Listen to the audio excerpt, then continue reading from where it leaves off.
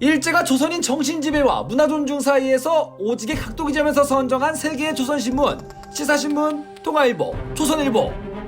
이 세 개 신문은 일제 나름대로 기준을 가지고 친일 대 민족, 2대 1비율로 선정한 것이었습니다. 조선일보 친일, 시사신문 쌉친일, 동아일보 민족.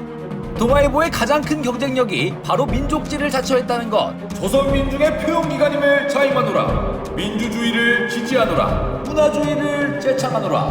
이런 3대 주제를 밝히고 민족의 압도적인 지지를 받습니다. 그런데 말입니다. 왜 굳이 일제가 민족신문을 허가해줬을까요? 그 이유는 조선 지식인들을 한 곳에 때려박아 놓고 감시하기 위함이었습니다. 민족 성향 신문 모두 통제하면 얘네들이 도대체 뭐하고 지내는지 알기 힘든 상황.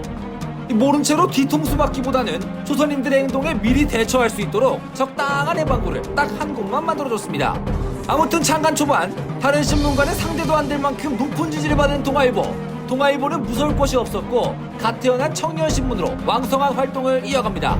동아일보 일대 사장은 급발진 매니아 갑신정변을 이끌었던 박용효였는데 급진기아파로 명성을 떨쳤던 과거를 뒤로하고 어느덧 59세 원로가 된 박용효. 동아일보의 초대 바지 사장으로 앉게 됩니다. 이 박용효를 앞세우고 뒤에는 도쿄 유학파 중심의 젊은 창간인들이 사실상 경영을 도맡았습니다.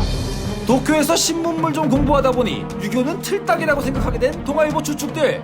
패기 넘치게 조선 부모에게 고함이라는 논설로 유교 사상을 시원하게 까다가 전국 유교걸 유교보이에게 오지게 두드려 맞았습니다. 똥은 내가 쌀게, 욕은 사장님이 좀 드세요. 박용효는 이 사태를 책임지며 2개월 만에 사장 자리에서 물러나고 그 자리를 김성수가 이어봤습니다. 3일 천하에 비하면 2개월 천하는 그에게 꿀이었을까. 이제 동아일보 상층부는 당시 최고의 엘리트로 꼽히는 와세다 대학파가 장악하게 됩니다. 유교 깔 때는 오지게 꼴보기 싫었던 동아일보. 하지만 그 패기로 일본을 두드려 패고 빠던까지 시전하자 우리 민족의 열렬한 지지를 받습니다. 다시 보니 선녀 같다. 이때 동아일보 잘나가는 꼬라지 보고 조선일보 열등감 폭발. 친일단체 대정친목회가 만든 조선일보는 출발점부터 독자 획득과 주주 모집에 애를 먹고 있었습니다. 동아일보처럼 빠따만 던지면 인기 끌 줄 알았던 조선일보. 갑자기 안 하던 빠던을 시전하며 총독부의 지면압수를 23회나 나가는 등 비판의 상품화를 시도했습니다. 하지만 조선일보의 비판은 이중적이었는데 총독부가 야 너 지면압수 하면 오지게 꼬리 내리고 필자도 아닌 기자를 해고해버리기도 했습니다. 역시나 조선일보의 빠던 효과는 미미했습니다.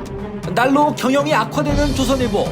대정친목회는 창간 약 1년 만인 1921년 4월 친일파 송병준에게 조선일보를 팔아치웁니다. 어차피 그래봐야 친일파가 만드는 신문, 똑같이 인기가 없었고 1924년 9월 12일 독립운동가 신서구에게 85,000원에 매도합니다. 신서구는 동아일보 편집국장이었던 이상엽과 그 아이들을 스카우트하고 혁신호를 발견해 조선일보를 민족지로 재탄생시킵니다. 이제 조선일보는 성향으로나 덩치로나 동아일보와 한판 붙어볼 수 있게 됐습니다. 동아일보와 자강두천을 벌일 거라고 오지게 기대 모았던 조선일보. 갑자기 공산주의와 사회주의에 올인하기 시작합니다. 천만 프로레타리아트의 추앙과 존경을 받던 그의 영령은 이에 영원히 진세를 이별하였다. 1920년대 사회주의는 관짝소년단 마냥 세계적으로 아주 핫한 사상이었기 때문에 동아일보에서도 공산주의나 사회주의를 옹호하면서 비판 논설도 함께 실어 균형을 취한 반면 조선일보는 당시 사장이었던 이상재와 부사장 신서구 등 주요 인물들이 민족주의자와 사회주의자가 모여 만든 신간회의 주요 간부로 활동하며 사회주의와 민족주의 노선을 타게 됩니다. 뭐 어찌됐든 조선일보와 동아일보 모두 당시 조선민족의 목소리를 대변하고 있었습니다. 동아일보, 조선일보가 조선 언론 일반놀이하고 있던 그때 찐친일파 민원식이 만든 우리의 시사신문. 이 시사신문을 만든 원식상은 원래부터 조선인들의 참정권을 주장한 사람이었는데 조선이 일본을 무력으로 절대 이길 수 없으니 일본 정부를 상대로 참정권을 얻어낸 후 차별받지 말고 진짜 하나가 되자, 뭐 이런 개소리를 했다 이 말입니다.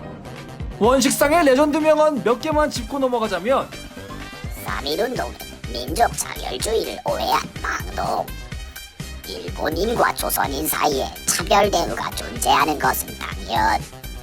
참정권은 조선 민족의 앞길에 광명을 주고 근실한 일본 국민이 되는 길.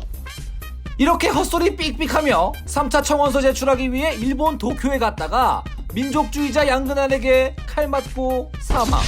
시사신문은 휴관 끝에 폐간됩니다. 일제허가 3대장 신문 중 막내가 자리를 비운 상황. 1924년 3월 31일 최남선이 시대일보를 창간합니다. 야, 너네 돈요가 되라. 일제는 3대장 막내 자리에 시대일보를 앉히게 되는데 돈이 없어 폐간. 뒤이어 조선일보에서 나온 이상협은 시대일보 인원과 시설을 인수하고 중해일보를 창간합니다.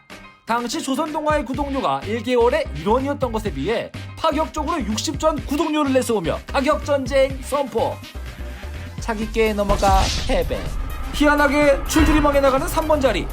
이후에도 1931년 11월 노정일에 인수되어 중앙일보가 창간되었지만 역시 경영난에 시달리다 이후 1933년 여운형이 사장으로 취임하며 조선중앙일보로 명명만 유지하게 됩니다.